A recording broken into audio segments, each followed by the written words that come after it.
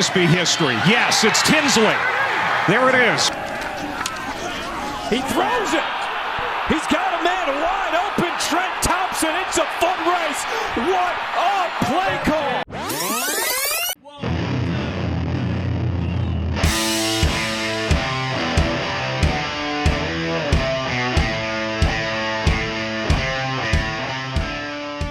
You are listening to The Review on the OSG Sports Podcasting Network.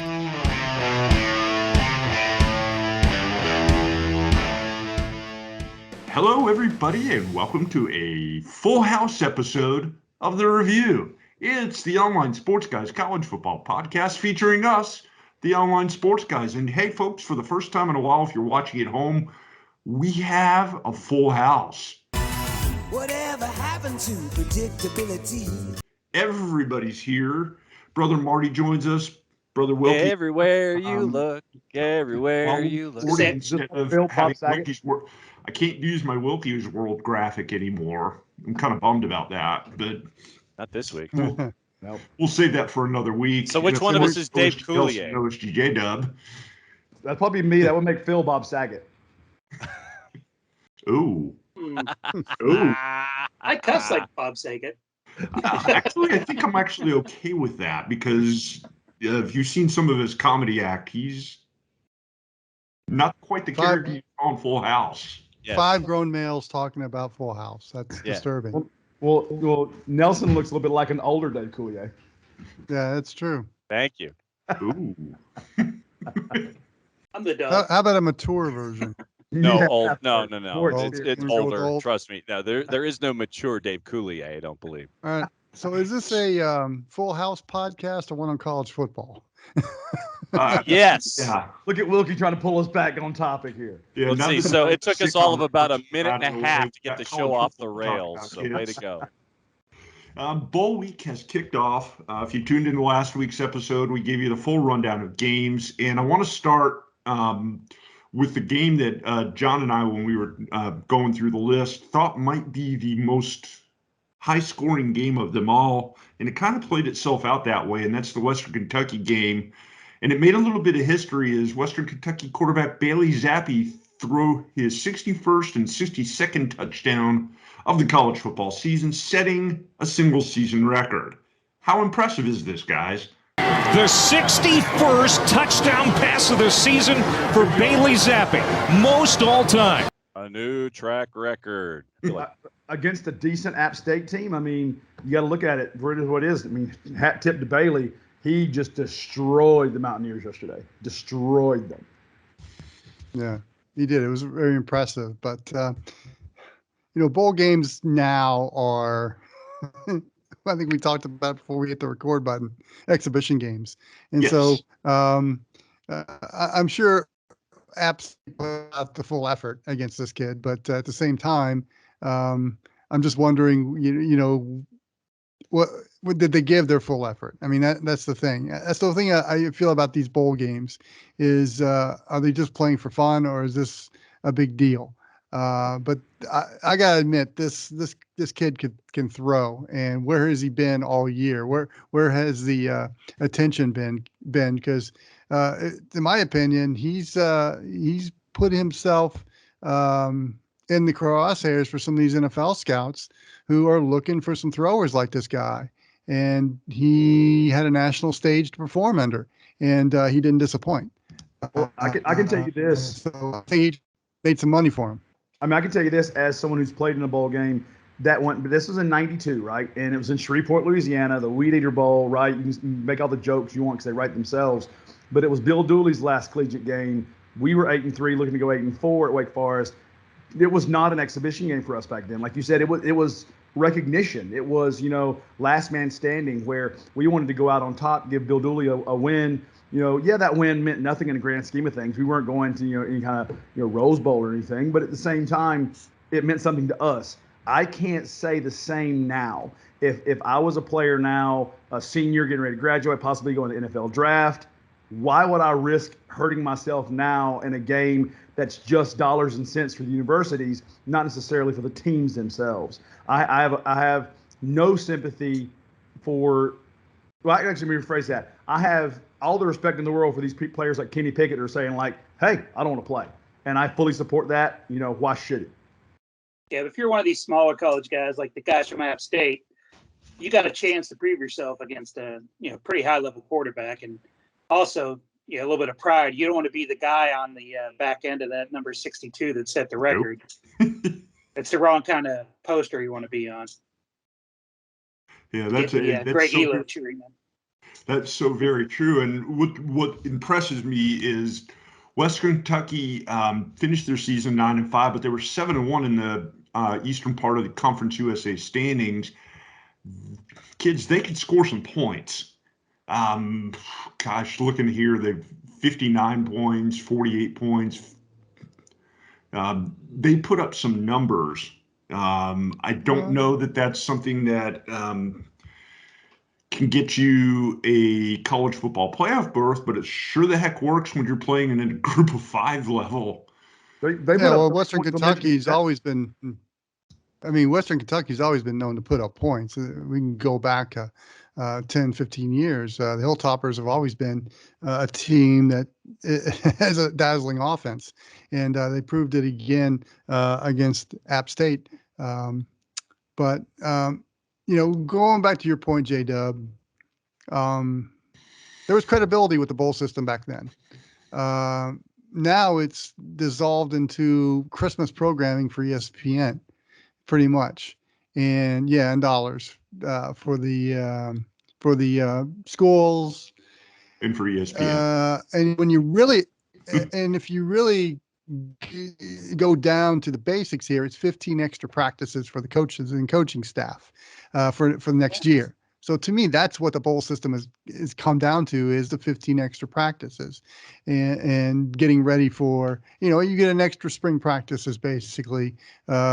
I think on a coach's perspective, that's what they're looking at bowl games as well. And playing, I don't know if the sites are that great anymore. Think about it. Other than the Bahamas, where you pretty much go to some of these cities, you may not get the swag or the or whatever else goes on in the bowl games. But, to me, if you go down to the basics, it's 15 extra practices for the coaches. Are you knocking Shreveport, Wilkie? I've been to the Independence Bowl. I've been to the Independence Yes, Bowl. I am knocking Shreveport. and no offense to brother Marty here, but is Frisco, Texas really a destination for somebody in the middle of January or December? Not really. It's actually about 40 degrees right now. Next week, though, I think like a Wednesday, it'll start getting back to the 70s. But there's 2 bowl games in Frisco 2 days apart. Why? Because a lot of people showed up to the New Mexico Bowl that was in Frisco last year, and they realized, we can sell 2 bowl games here, and they'll both get enough people in the stands. There's a Christmas thing set up across the street, the downtown Frisco, where you can actually turn on your stereo and have the lights synchronized to the music. And there's a whole little winter village. So a lot of people like to go to that, tailgate, go over to the game. And then when it starts, they drive through the thing and they just make a whole day out of it. Wow. Which is what I'm doing with my nephews. You're muted, Nelson. John. Well, in creating this second bowl game out of Frisco, Texas, it gave every team that was bowl eligible the chance to go to a bowl. And there was one team, Hawaii, at 6-7 gets their own home game to be that +1. So Hawaii is like the date to the party that you really didn't want to go to in the first place. And you had that extra invitation. So it's like, yeah, Hawaii, okay, come on. And so that's how Hawaii got the home game for their bowl game. But no, what everybody associated with bowl games wanted to do was make sure that everybody who was bowl eligible had a bowl. And that's why the second one in Frisco was created. Yeah, pretty much if you fielded a roster, sometime in the past couple of years, you get a bowl invitation. Yeah. Well, and also since I think, what was it? Redbox was the one that was wiped out early. And so they recreated Redbox as Frisco 2 and turned that into like the Frisco Football Classic or something like that. That's Frisco the sequel. Yeah. So that's why. So Redbox ends up being Frisco 2. We also have the Armed Forces Bowl. Yeah. Which will be Wednesday. Indeed. Speaking of bowl games, I want to get you guys' thoughts on this. I don't know if you got to see it, but at the Tail Greeter Cure Bowl, Coastal Carolina loses to Coastal Carolina beats Northern Illinois Clock 47-21. management. But the Huskies had the ball on Coastal's 4-yard line after converting a 4th-and-1 play, and the ball goes out of bounds. Official signaled for the clock to stop, and then all of a sudden the clock started rolling again. Inbounds. They will start on the referee's whistle. 1 second. Now, wait a minute. Coastal Carolina is celebrating. A new track record. Against a decent App State team, I mean, you got to look at it for what it is. I mean, hat tip to Bailey. He just destroyed the Mountaineers yesterday. Destroyed them. Yeah, he did. It was very impressive. But, bowl games now are, I think we talked about before we hit the record button, exhibition games.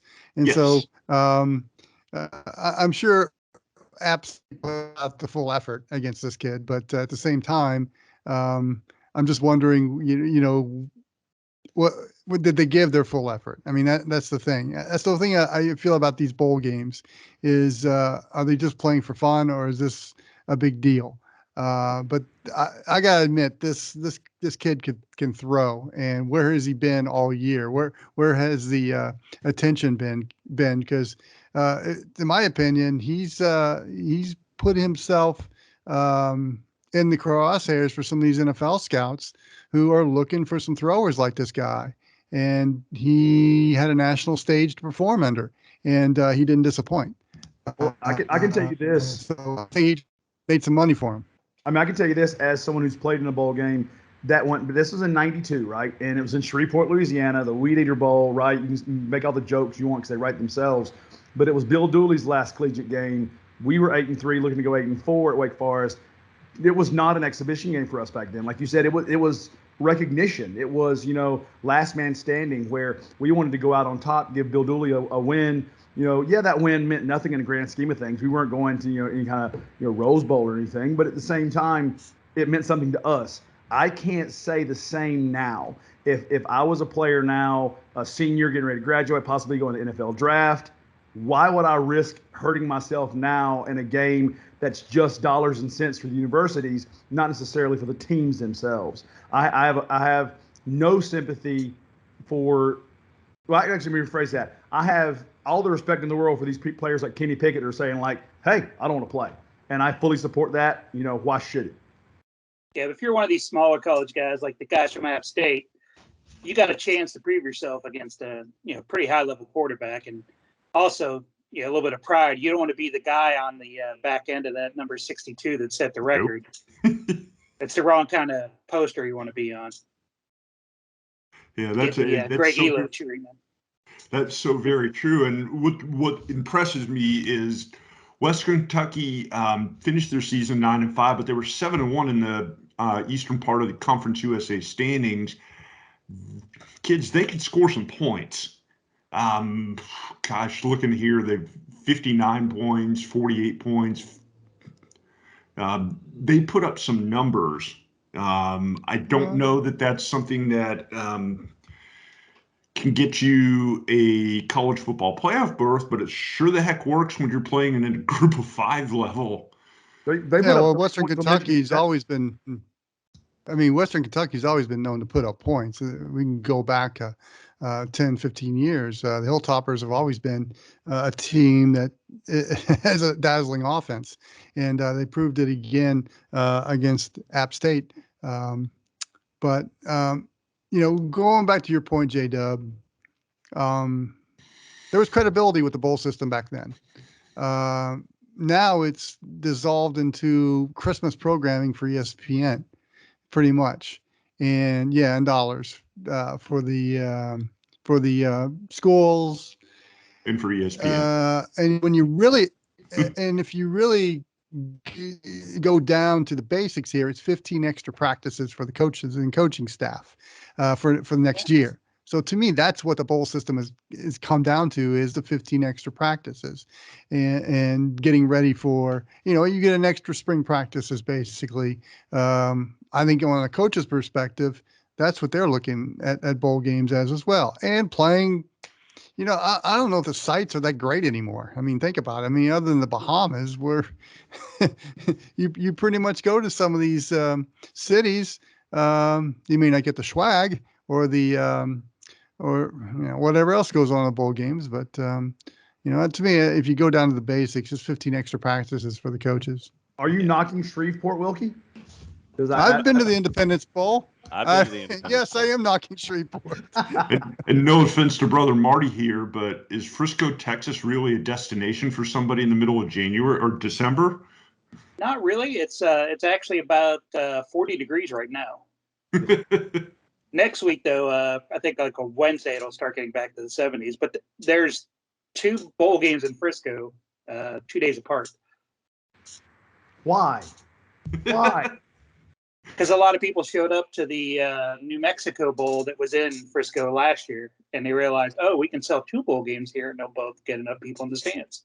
There's a Christmas thing set up across the street, the downtown Frisco, where you can actually turn on your stereo and have the lights synchronized to the music. And there's a whole little winter village. So a lot of people like to go to that, tailgate, go over to the game. And then when it starts, they drive through the thing and they just make a whole day out of it. Wow. Which is what I'm pretty doing good. with my nephews.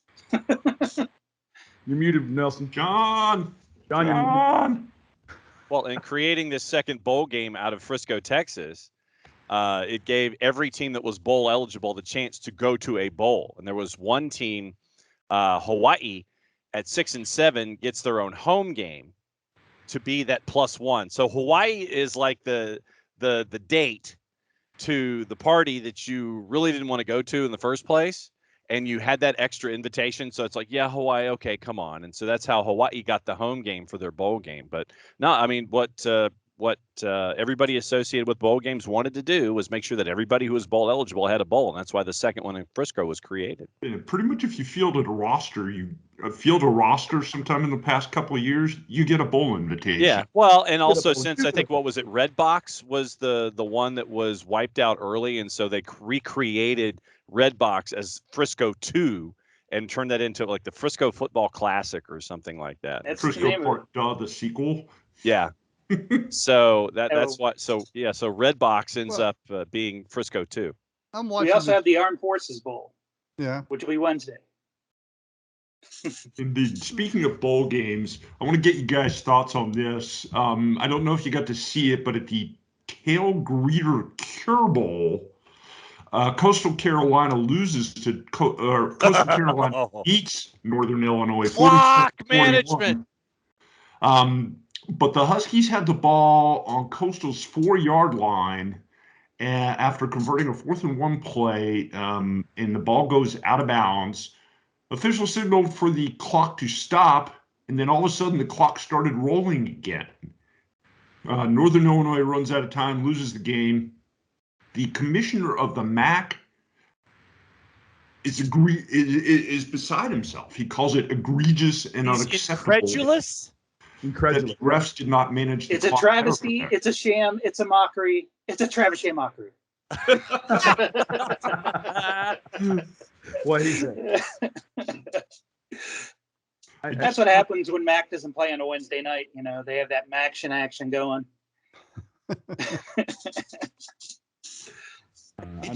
I have no sympathy because I at the same time with me, when I was playing, we used to always be told never blame the loss on the refs because it wasn't just them that got you to lose the game, meaning that you didn't do enough on offense or you didn't do enough on defense. So and even now, as myself as a referee, you tend to be invisible and you don't want to be the person that decides the game. I have no sympathy. That was horrible clock management on the Huskies' part, whether the official wound it or not. They piss poorly managed those last 3 minutes of that ball game. I have no sympathy, and I think they didn't deserve to win the way the coaching staff ended that ball game. I disagree with. I mean, if you don't want to have that happen to you, then don't put yourself in the position where you're relying on that play to win the game. Thank you. Exactly right. I think I just summed it all up there in one sentence, didn't I? I think you did. Pretty much.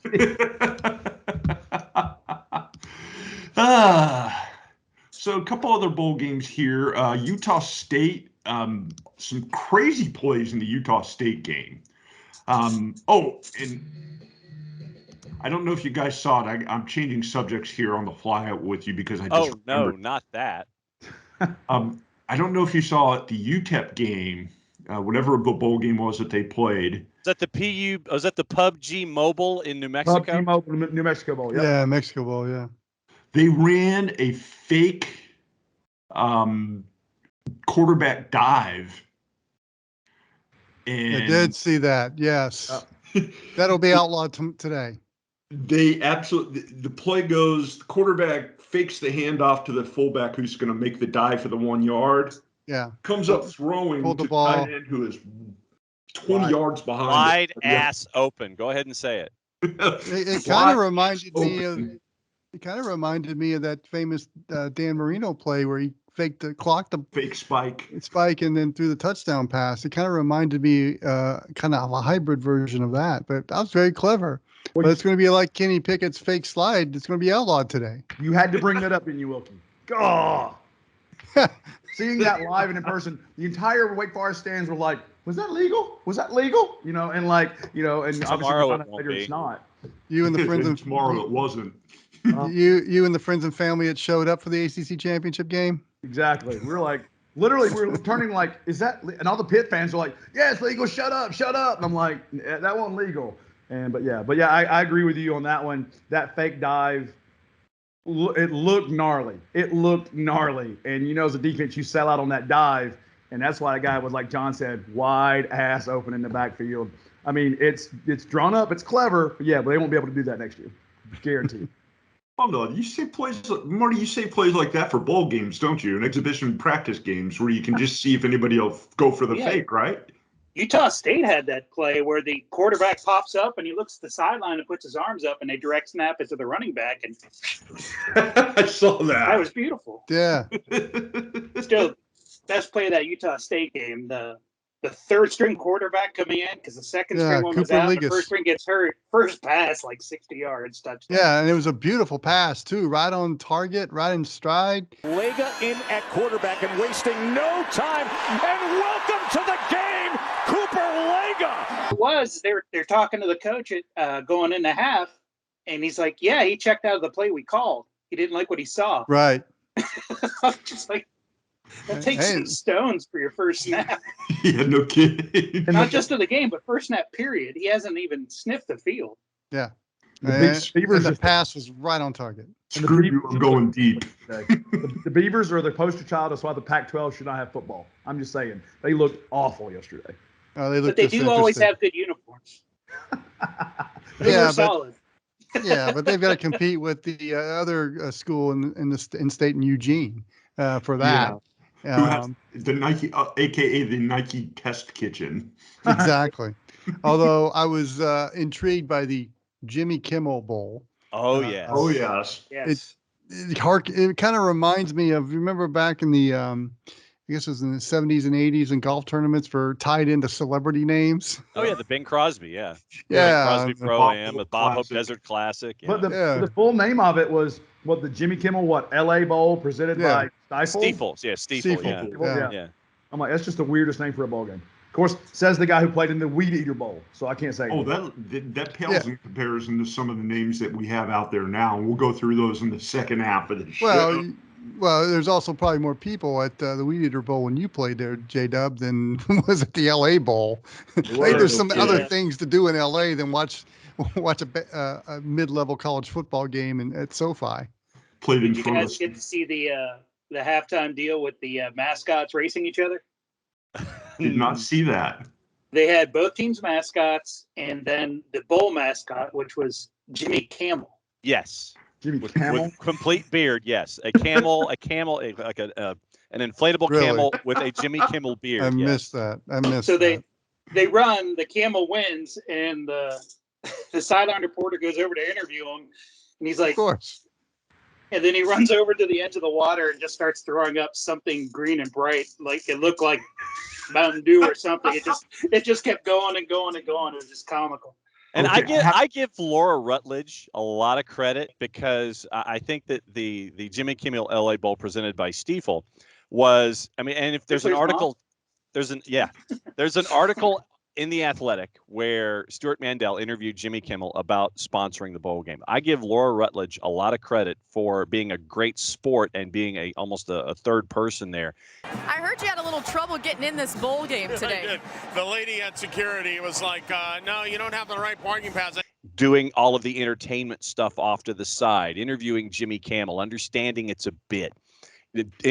Taking the roast beef sandwich that was a creation by a couple of Jimmy Kimmel's friends that was actually on sale at SoFi for this event, and consuming said roast beef sandwich that was about 4 inches thick. I give Laura Rutledge, yes, and I give Laura Rutledge a lot of credit for what she did there, understanding that the game itself was almost secondary to the work that Jimmy Kimmel was presenting there for that game. I have to ask though, was Jimmy Kimmel actually Guillermo in a mascot suit? No, separate individual. Guillermo had his own things to do, and Jimmy Kimmel actually played clarinet at halftime, I believe. Were you actually playing the clarinet to start this thing off? I was. Yeah, that I saw. Yeah. They were showing up before the game. He was practicing with the marching band of Oregon. Wow. Guillermo brought cookies up to the booth after halftime. Now that's entertainment. Yeah. That is totally entertainment. This is the part where we transition into some other stuff, including the coaching carousel. But before we do that, we got to do the promotional stuff. If you haven't gotten a chance, check us out on social media. Look us up at OSG Sports. You can find us on Facebook and Twitter. And eventually, if I get around to it, Instagram. Marty is showing the phone before John did. Marty beat John to the punch with the phone. For those of you who are watching the show, John always flashes up the phone when it's time to talk about the phone app. Marty actually beat John to the punch this time. John is watched He was lock screen. He was just pointing to a lock screen. So John at least pulled up the app. John's officially now no longer undefeated in that competition. Rat farts. Thanks, Spalding.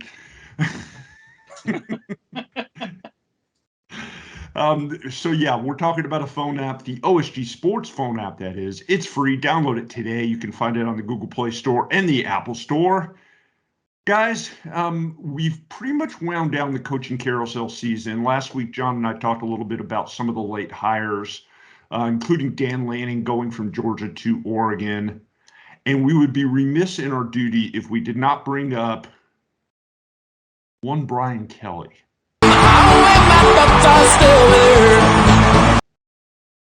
And the reason for that is the video that came out this past week. And I don't know if you want to see it, I'll put it up again. Yes, please do.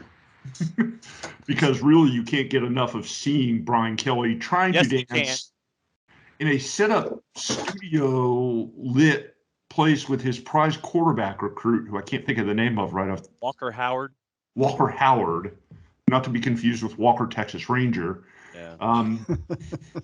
Might be better for that. Walking future transfer portal. Yes. Yeah. Especially when Brian Kelly gets fired after a year or two. But that's a whole other conversation for a whole nother day. Mm-hmm. The reaction to Brian Kelly. Uh-huh. I'm almost and his family. I'm almost at a loss. I don't think I've ever seen somebody just go completely change personalities or try to change personalities in the span of like 2 weeks. Have you? At least he's consistent and still sucking with a personality. Yes. I did replace the poop emoji on my phone with that GIF of him spinning around, pointing his fingers. Well, to me, you're going from a coach that was central casting to be LSU's head coach to someone to complete polar opposite, getting someone from the Rust Belt that has no idea, much less of Southern culture, but the Louisiana culture as well, because it's a unique place down there. And after a year, I think it's going to kind of wear thin. Yes, I would like one poor boy sandwich, please. Well, you guys know the story about that New Jersey congressman that's like suing that says that the LSU contract broke like some tax code that it's like I don't know why this New Jersey guy popped up. It's like he's saying like LSU's $95 million contract as them operating as a tax exempt status violates tax code and his contract should be null and void immediately. That's an interesting story. I don't know if it's going to come to fruition, but I read that the other day going, wouldn't that be a completely, totally Brian Kelly move? Yeah, we'll move to LSU. Contract voided. Sorry, you don't have a job. It would prevent him from quitting. Yeah, That'd be that's so true. awesome. That would be the ultimate irony. It's insane. Hey, Urban Meyer's available now. That's right. It would never happen for a multitude of reasons, but just imagine if it did. What do they do? You guys follow Annie Agar, the SEC Shorts girl on Instagram and TikTok? Anyway, she did something about it was Urban Meyer and said that this is before they hired the Notre Dame coach, saying that if Notre Dame fell into Urban Meyer's lap, it'd be the second cutest thing to fall in his lap this year. So, I thought, boom, you didn't see the close-ups of that girl. Yeah. Well, I guess now if for some reason the New Jersey congressman is successful and gets Kelly's contract avoided, Urban is available. Oh. No one's going to touch him with. No. Wouldn't that be a train something? wreck? Yeah, something is the right word. Not like Brian Kelly's not a train wreck either. Mm-mm. Oh no, completely. It would Just be a different kind of train different, wreck. but yet similar. Well, he can do what everybody else does and go work in Alabama as an assistant for a year and clean himself. Go to the Nick Saban Pitching Rehabilitation Clinic. Yeah. Sarkeesian. I think Fox is bringing him back. Yeah, probably. Probably. He won't coach again. I'll put money on it. Bet the over. He will never coach again. Shouldn't have been. Depends if they keep the contract voided. They said they fired him for cause, so he doesn't get any of that payout. Yeah, he'll be working. It's just a matter of where. Like Wilkie said, probably Fox, which is fine. I mean, he can ego all he wants on a TV studio set. Nobody's good. Yes, and I'm looking forward to him teaching the online course about proper management skills, leadership skills. That I'm looking. Just use my example, and you too can be a great leader. Yeah, come out with a book. Oh, I'm sure. Oh, yeah. What I've learned about myself. I need more than 4 anecdotes to get across to millionaires. He only has 4 stories and he keeps repeating them. That's part of the problem. How to win friends and influence people, take 2. It's kind of like your grandfather at the Christmas table who just keeps saying the same story over and over again. Back in my day. Yeah. He just changes the city. Remember the story I told? I when I was a kid, we did this. It's John Source, the Athletic. I actually heard that in the Athletic podcast. They were talking about like going into him going pro. You know, he needed to change his approach and have more than 3 or 4 anecdotes, and he didn't. Well, one other quick before we get off this topic, one other quick question to you guys: can't you count on one hand how many successful college coaches became successful pro coaches? Yeah. Like Jimmy Johnson. Right. I mean, they don't happen very often. Good college coaches don't usually become good pro coaches because it's 2 different beasts. Yeah. It's 2 completely different beasts. Saban was close as a coordinator. He was a good coordinator, but when he got a head job, yeah, he was one of the more successful out of the college coaches making the jump. Yep. Yeah, but Jimmy Johnson adjusted well. I mean, he knew that these guys were now had families and now were playing for the check, not for they were playing for the check at Miami when they played for him there at the University of Miami, but that's a different podcast for a different time. I was going to say they're playing for checks now. Yeah, they're playing for checks now, which, come to Texas, get $50,000 to be a lineman. Isn't that what Quinn Ewers did when he transferred? He went. He had to get out of the state of Texas, from what I was told. You want to get all so that he could get the $1 million deal with the kombucha tea company. Because he just went to Ohio State to sit his time out. Yeah, because that's why he wasn't getting it. So he's like, man, fine, let's go to Texas now. So it's like, it's weird. Well, it was a bidding war between Texas and Texas A&M. A&M's been kicking up a bunch of money because if you looked at the early projections for the signing classes, it was nowhere near where they're at right now, and they got a ton of money going. But then why did they went from here to here? Then why did A&M with their fantastic signing class? Why the hell did they get that fourth string LSU quarterback wannabe Max, whatever his name was? Max Johnson? He's still in the pocket waiting to try to throw. Top tight end in the country, and his brother. And initially the notion was that Max and Jake would go to LSU as a package deal. Now they're going to A&M as a package deal. Yeah, and actually Max isn't a bad quarterback. I just know that class you don't want to get, like, why are you getting that guy when you can get so many other people out there? I looked at some of his old stats from LSU and I'm like, yeah. And one of my buddies, an LSU fan, hates him, so is happy to get rid of him. Yeah, I mean, you're basically talking about quarterback roulette now. Yep. Everybody you play one season one place, and then if you're not satisfied or you want something different, you just say, I'm going to portal, and you end up someplace else. Same with Tennessee's Brian Maher. He knew he wasn't going to get the head job at Tennessee, right, with Hendon Hooker coming back. So he's in the portal somewhere Midwest. So I think Ohio State knew Ewers was leaving because they signed a 4-star quarterback like a good 2 weeks before he announced. Yep. Yeah, and that person's going to have to be content to wait till C.J. Stroud decides he wants to go to the NFL because you're not unseating him. And I'm going to say something. This is my unpopular hot take. The transfer portal is killing college football. Oh, yeah. No question. You're not getting an argument from me. Killing college football. There's no regulation of it at all. No. That's not as bad as the NIL deals that are getting out of hand. Yeah, exactly. I mean, you've got two big elements there that are killing the college game. You know, the transfer portal, it's free agency without a contract. And you all heard Lane Kiffin's statements last week about that. And obviously going to the highest bidder. I mean, that's what it's about. And so now what college coaches, what kind of cohesion do they have with their teams now? They have no recourse at all. If my guy ain't going to play, he's probably going to go to another school. I mean, how do you play? Not that the NCAA is going to give any kind of guidance at all because they did so well with COVID. And they did so well with the NIL rollout. Yeah, they have no control over it. They are fangless. I could understand and name, image, and likeness. I've come around on that because there's some community dealerships and restaurants that are supporting kids in the community from these smaller schools. I've come around regulated. But I agree with you. I've come around on the usefulness of NIL. I will never come around on the usefulness of the transfer portal. It shoots coaches in the foot, programs in the foot. Yeah, are you committed? Cohesiveness, nothing. Are you committed to me? I mean, you signed a letter of intent. Yep. Are you committed to me? I mean, you can back out of that in the next day because you find out you're not playing. Or you're going to have to be redshirted. I mean, we'll give NIL one more year when they start putting clauses in there.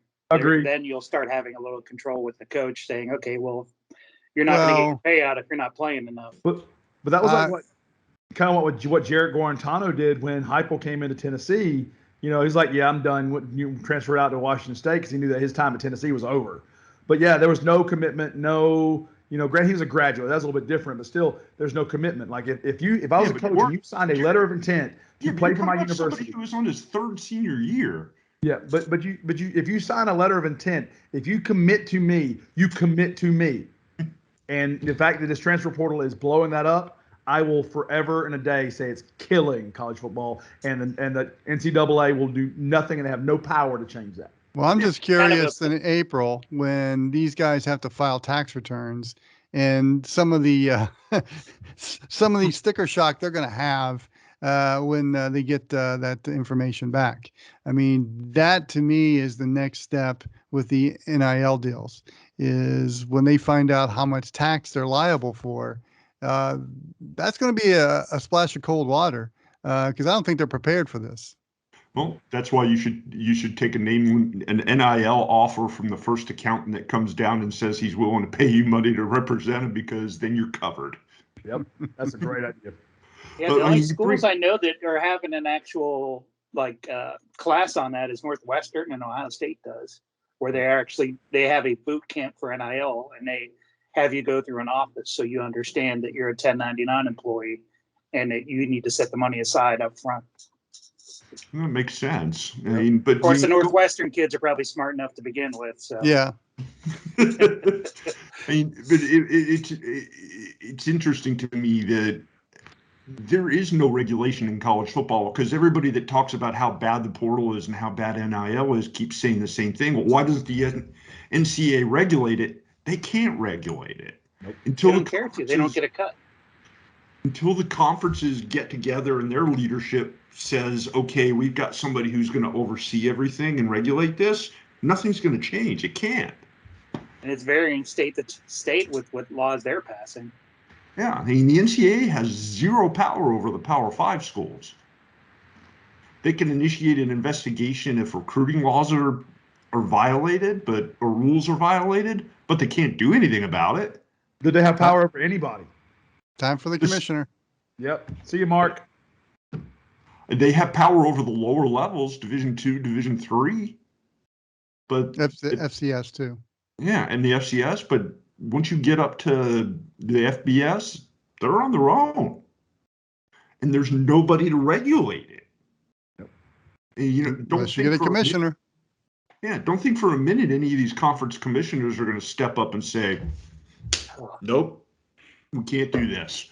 We got to start limiting how we do this and how the payouts go, and limiting guys jumping into the portal when they have a bad day. Can you imagine what that would do to recruitment for that conference if that conference decided to do that? They won't. Do you think they will? Absolutely not, because it would kill their recruitment. Like, hey, I can't get NIL, or you put limits on me. I'm gonna go over here to this other school where I can get my full NIL. That's what's going to happen. You kill your own recruitment classes. Yep. That's cutting off your foot to save your face. They can't even agree how to make the playoff work. They're not going to agree to this. Guys, you got anything else you want to hit on before we go into halftime and talk about the upcoming bowl games in the second half of the show? Go to halftime and show the marching bands, man. All right, let's go to halftime, guys. Make sure you stick around when we come back in the second half of the show. We got more bowl game previews. Brother J-Dub may need to take leave of us, but the rest of us will be here. So stick around. We'll be back in roughly about a minute and 15 seconds or so you can catch the second half of the review. This is the review on the OSG Sports Podcasting Network. We know that every driver is different, and a one-size policy does not fit all. That's why Country Financial offers a variety of discounts, so you get the coverage you need and the savings you deserve. From good driver to good student, multi-policy to multi-car, we've got a discount to suit every driver. Call Jason Wright at 678-568-6871 today to see what you could save. On Facebook at Jason Wright Agency, or by phone at 678-568-6871. Discounts vary by state. Policies issued by Country Mutual Insurance Company, Country Preferred Insurance Company, or Country Casualty Insurance Company, Bloomington, Illinois. We know that every driver is different, and a one-size policy does not fit all. That's why Country Financial offers a variety of discounts, so you get the coverage you need and the savings you deserve. From good driver to good student, multi-policy to multi-car, we've got a discount to suit every driver. Call Jason Wright at 678-568-6871 today to see what you could save. On Facebook at Jason Wright Agency, or by phone at 678-568-6871. Discounts vary by state. Policies issued by Country Mutual Insurance Company, Country Preferred Insurance Company, or Country Casualty Insurance Company, Bloomington, Illinois. The online sports guys would love to hear from you. Go to our Twitter page at OSG Sports for a comment, rant, or just whatever's on your mind about college football. Now, back to The Review with the online sports guys.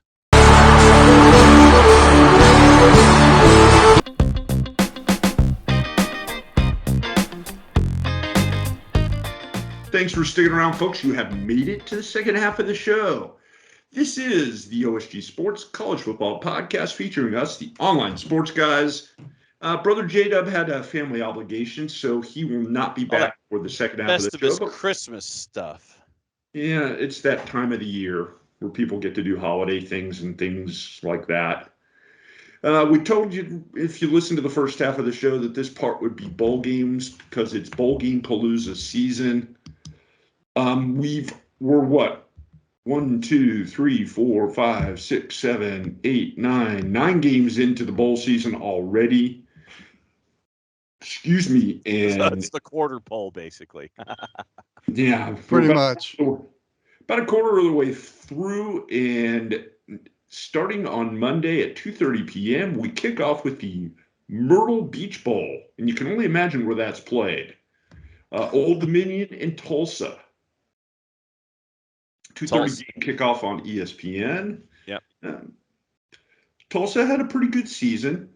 They weren't like, oh my God, good, but they did what they needed to do. Old Dominion's fairly new to the FBS and managed to get a bowl bid, so you got to like that. And in theory, they're playing in Myrtle Beach, so the weather allegedly should be pretty decent, although somehow at this time of the year, I don't suspect it will. Well, as long as Cantori's not there, then everything should be fine. It'll rain. Yeah. Tulsa, Tulsa's a 9.5-point favorite. And this bowl game, I think the 4-letter, there's a scuttlebutt that the 4-letter wanted Coastal Carolina to be in this bowl game as, first year. You want people in the seats, you want them to host, but Coastal was kind of like, yo, fam, can we go someplace else? And that was where they ended up going to a different bowl game, but they brought in Tulsa and ODU for this one. And like I said, Tulsa's a 9.5-point favorite, and I'll go with the Golden Hurricane here. Yeah, I'll go with TU as well, and there'll be about 4,000 in the stands. Tight shots, nothing but tight shots. Yeah. Yeah, every low angle shot, unless they get the Boys and Girls Clubs of America to show up en masse like they usually try to do. Yeah. But Tulsa. Tickets, come to our game. And yeah, for Coastal, it would have been literally a 20-minute drive to play in that game. So I get why they didn't want to play in it. On Tuesday, we go to the famous Idaho Potato Bowl, and you guessed it, Idaho. Boise is in particular. No, Idaho. Someplace you would want to go in mid-December, but whatever makes you happy, I suppose. Is a potato ever infamous? I've never met an infamous potato. Mr. Potato. That's yeah, true. there you go. Excellent. Yes, I guess that's true. We're not famous. We're infamous. Would that be roughly the equivalent of evil Mr. Potato Head? That would be a good mascot for a bowl, right up there with Jimmy Kimmel. Yes. And the payout for each team is $350 billion. Of course. $350,000 or whatever it is. But yeah, tickets as low as $25 to go to Albertson Stadium to go in to see Kent and Wyoming. Right now, Wyoming is a 3.5-point favorite at Albertsons. I'll take Wyoming and the points. Cowboys. Watch this. Yeah, I'm going to go with Wyoming just because as a graduate of Youngstown State, who's division lower, we used to kick the crap out of Kent State every year anyway, to the point where they quit playing us, and they wouldn't let us join the MAC. There you go. Bitterness. Really not that much you can even say about this game because it's like two teams are like, huh? Yeah, basically. Next. At least it's a short drive for Wyoming. Yeah. Yeah, exactly. The first of our Frisco games, the Tropical Smoothie Cafe Frisco Bowl featuring the UTSA Roadrunners and San Diego State. So what's the bowl gift? Oh, well, I don't know what the bowl gift is, but it's probably a smoothie card. That's what I'm thinking. Yeah, it's going to be an unusual field. It's a soccer field first, so it's very flat. Oh, okay. Wait, actually, we do have the listing for, and this is from SI.com. These are our friends at SI.com. SI.com actually lists the gift bag from the Tropical Smoothie Cafe Frisco Bowl as number 4 worst across the board. Here's what you get. I'm shocked. You get a trip through the gift suite, whatever that is, a Herschel backpack, wait, Herschel Walker the backpack? I guess so. So maybe you get like 9 different versions of it. I don't know. You get a Justin cowboy hat, a big game autograph football, a beanie, a commemorative coin, and a lapel pin. So that's what you get for playing in the Tropical Smoothie Cafe Frisco Bowl. I'm just thinking about the San Antonio guys going a cowboy hat. Really got 5 of these. Yeah, exactly. And the San Diego State guys going, what the? Exactly. And San Diego State is a 1-point favorite in this one. Well, UTSA guys would be like, "Can you get me a Stetson?" Really? Exactly. I think that I guess this it all game depends on what the gift tent has in it. Yes, the Yeah. gift suite is going to be key in all of this, and I think that this one is going to be one of the more entertaining bowl games across the board. Yeah, two teams were pretty good this year. And you fell to the Tropical Smoothie Cafe Frisco Bowl. I can't wait to see the trophy. UTSA though they ended their season losing to UNT after running the table, and then they did nothing but talk smack the entire weekend. UNT handed them their lunch. Yeah, I've actually seen San Diego State a couple of times this year. I really like them a lot. So they grind you for a West Coast team. They grind you. And I forgot Brady Hoke was the head coach there. I know. So I'm going to go with the Aztecs. Yeah, I'll take the Aztecs too. A little bit UTSA can handle the run. Yeah, I'll go San Diego State. Wednesday's game, the Lockheed Martin Armed Forces Bowl, which is an annual game, but it doesn't feature two armed forces team. It's Missouri versus Army. I think this is a pretty sadly, you don't get an F-15 fighter jet as one of your gifts. Broken F-4. You're probably getting a flyover. I'll keep an eye open for that, because that is the first of the 3 bowl games I'm going to in DFW this year. That nice. Not 1, not 2, but 3 of my nephews. That'll be their first college football game. Nice. Not a bad game. That's the game in Fort Worth, right? Armed Forces. Yeah, at Amon G. Carter. Yeah. Yes. I've had many encounters at Amon G. Carter with and correct me if I'm wrong, Marty, but does Mrs. Wilkie know that? Recently renovated. I was going to say with the renovations, because I was there before the renovations, and if you had any height issues, you did not go in that press box. That you could see Dallas from the press box, as I recall, and I was on the highest level shooting from down below an Arkansas game. So I hope they brought that down a little bit. If not, well, take some drugs. They added to both sides, and I just remember I've worked a couple games there doing satellite uplinks, and it was not as awkward as doing an LSU game where they actually have you park your truck where the nose of it is under the stadium, and you're barely sending a signal past. Like the people in the top row had to have been getting radiated. Yeah, and I seem to remember an LSU game where we had to do that. The satellite truck was parked halfway underneath. It was like there were people in the concession stand sitting on the bumper of my truck eating hot dogs. when I did games there. Army's a 3.5-point favorite. Now here, apparently, according to the gifts that are laid out for both the ServPro First Responder and for Lockheed Martin Armed Forces, get this. You get an action face personalized figure, and it's making its first bowl gift package appearance this year. The players in the game, in the Armed Forces Bowl, will have headshot photos taken and choose a football pose. Then the company will use a 3D printer to build a personalized action figure for each player. So this could be either really, really cool, or it could be really, really scary. I'm doing my Al Bundy. There you go. Scored 3 touchdowns in the city championship. And I've got to go with Army here because I think that they're just going to eat up so much clock. I don't think Missouri's going to have enough possessions to match. And Army can say they beat an SEC team. Yes. Yeah, Army, boring but brutal. I think they'll take care of it. We move on to Thursday's game, yet another game in Frisco, the Frisco Football Classic, which means they couldn't find a sponsor. Check. North Texas travels a short time to take on Miami of Ohio. Miami of Ohio made it to a bowl game? I believe it's 6-6, yeah. Ooh. Okay. Flip the coin on that. It's been a while since Ben Roethlisberger played there. Yeah.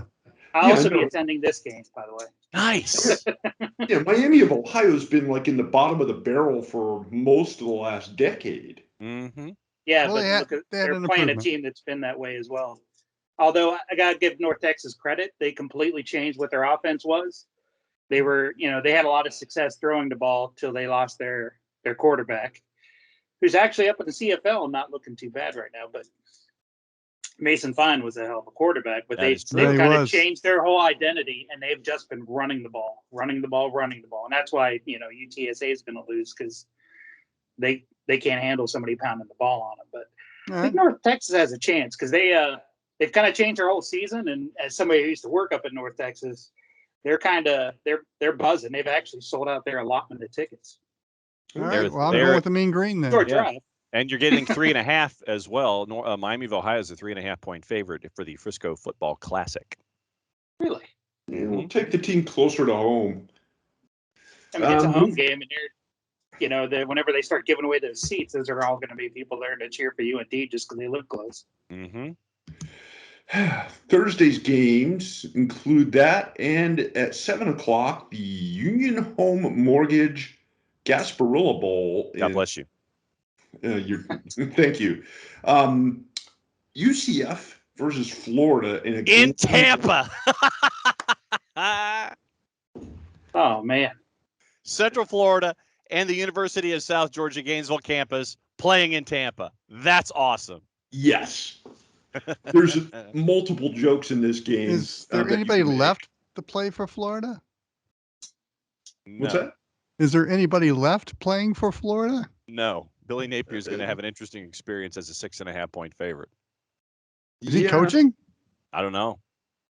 I didn't think he was coaching, but maybe he is. They're going to have less players than the Browns tomorrow. No, they have their interim coach is going to stick it out through the bowl game. I think Napier's taking over after that. If Florida could field a lineup, they've got a chance. I would love to see UCF beat them just because anytime a group of five can beat a power five, particularly an SEC team with a name like Florida. Gus Malzahn can actually sit there and say that he beat a team in the SEC East for a change. Good one. And the amount of smack that was talked between these two schools just a couple of years ago when UCF was undefeated makes this. Oh, their championship year. Yes, the national championship season. That is correct. It kind of makes this something maybe worth tuning into to watch. Oh yeah, subplots of play. Oh yeah, the intrigue is there. But I like the Knights. Yeah, I'll go UCF. I'll take the points. I'll say UCF will start doing the taunting version of the Gator Bait chant by second quarter. Yeah, the fights at the end of the game is high. Yes. Oh God, that is true. If not before the game starts. Moving on to Friday's matchup, we talked a little bit about Hawaii in the first block, and we're talking about the Easy Post Hawaii Bowl featuring Memphis and Hawaii. Yeah. One of those teams is traveling a long distance, and the other not so much. Yep. Well, they could move that stadium since it is portable, so Hawaii might have to travel a little bit. That is true. It is. The other one's condemned. Yes, yeah. Since they can't play at Aloha Stadium anymore, they've created the modular stadium on campus, wrapped around the track, and actually the end zone stands I think are inside the track itself. So you have your football field, your end zone bleachers, and then the rest of the facility at TC Ching. Memphis is an 8.5-point favorite on Christmas Eve. I'm going with the Warriors. I'm taking the points because of all the travel. Yeah, I'm going with Hawaii too because if Memphis is smart, they're in Hawaii. Go party. Yes. I'm taking Hawaii because chances are we got somebody related to my wife playing on the team. That's a good reason. Hard plan. Even though my brother moved out of Hawaii, I'm going to go with Hawaii. Now, is there a betting line for the first Memphis player that actually pukes on the field? Wait. From a hangover. Yeah. I do want to know, we skipped what they're getting for the Gasparilla Bowl prize-wise. I mean, Hawaii, the whole gift bag is going. Yeah. At least if you're Memphis. Hawaii, they don't care, but yeah. What are they getting at this bowl? Oh, at the Hawaii, I know what they're getting at the Hawaii. You're getting the electronic gift suite, sunglasses and backpack, a Kahala Aloha shirt, a beach towel, and swim trunks. That's what you're getting. No sunscreen? Apparently not. So, but apparently everyone is high on the Kahala brand of apparel. But yeah, I like that it said electronic gift suite. The electronics gift suite. Nice tools. That is specifically how it was phrased here with our friends at SI. So, yeah. So the electronic gift suite, sunglasses, backpack, the Kahala brand Aloha shirt, a beach towel, and swim trunks. That's what Memphis and Hawaii are getting for the Easy Post Hawaii Bowl. Okay. What about Gasparilla? I'm curious about that one too. Okay, so let's see if Sports Business Journal can help us out here. Okay. Actually, we do have the full list, as a matter of fact. Okay, so you wanted Gasparilla? Yeah. So let's see. Gasparilla. The Florida High School Championship. Yeah, really? So of course, Gasparilla hasn't posted to either Sports Business Journal or to cheating bastards. SI. They are cheating bastards.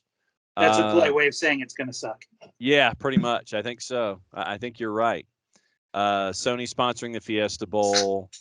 Fenway's the Wasabi at Fenway. You're getting a DOP kit from LL Bean, and boxes of Frosted Flakes are handed out at the Sun Bowl. But John, you're getting ahead of ourselves. I know. So I haven't. So Gasparilla decided not to post what they were not giving. Okay. And finally, this week's final bowl game, the Tax Act Camellia Bowl, Georgia State versus Ball State. Gift suite, a Fossil watch, an ESPN beanie, and rolling travel bag, and a big game autograph football. That's autographed by whom? Yeah, really? Who's Mobile's most famous athlete? No, this is Montgomery. This is at the. Oh, it's Montgomery. This is at Crampton Bowl in Montgomery. Okay, who's Montgomery? The Biscuits. Most famous athlete to come out of Montgomery, Alabama. Hang on, I'm on the computer. I can look it up on the Googles. While he's doing that, yes, I'm going to go with. I'm going to go with Georgia State. I'm going to go with Georgia State. 4.5 point favorite at Crampton Bowl on Christmas Day. Short drive. Yeah. I'm just going to say Ball State because they got a nice broadcast facility and it's a good broadcast school. Ah. Oh wait, that would be kind of hard to do. Perhaps the most famous athlete to come from Montgomery, Alabama, Bart Starr. Oh, there you go. Well, I don't think they'll be getting his autograph. His autograph due to the fact that Mr. Starr is currently deceased. Yeah. Oh, here's your Gasparilla. I've actually got his autograph. Nice. Well, you had him sign the ball, right? Yeah. Exactly. It might have been a secretary for the team. Yeah. But I've got an autograph that a friend of mine's brother got. There you go. Gasparilla Bowl gives you the gift suite, headphones, a cooler backpack, a beach towel, and an ice shaker bottle. So, in other words, pretty lame. I bet you that the headphones have a wire attached to them. They basically cleaned out one of those discount surf shops. Yeah. Yeah.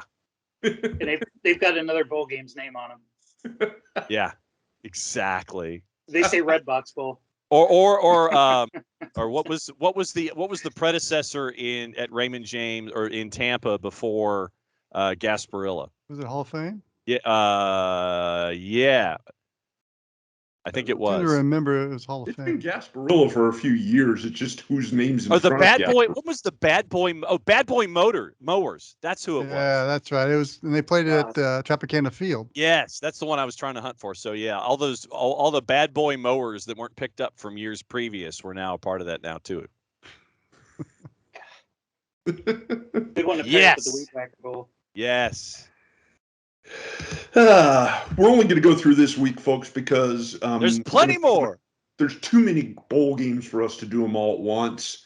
So next week we will try to get through. Well, I guess we'll have to kind of get through the rest of the season, the bowl season, and into the bowl championship playoff. No, the bowl championship, the college football playoff. CFP.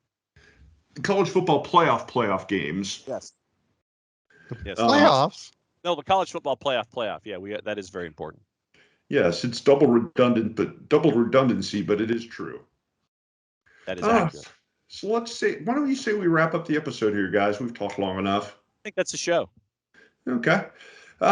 For Brother Marty, for Brother Wilkie, for OSG Nelson, I am OSG Phil. We are the Online Sports Guys. Thanks for tuning in, everybody. If we don't talk to you before the Christmas season, enjoy your Festivus, enjoy your Christmas Eve. May your gifts be merry and your bellies be full with good food and good cheer and good friends and family. Enjoy, everybody. Have a great week. So long.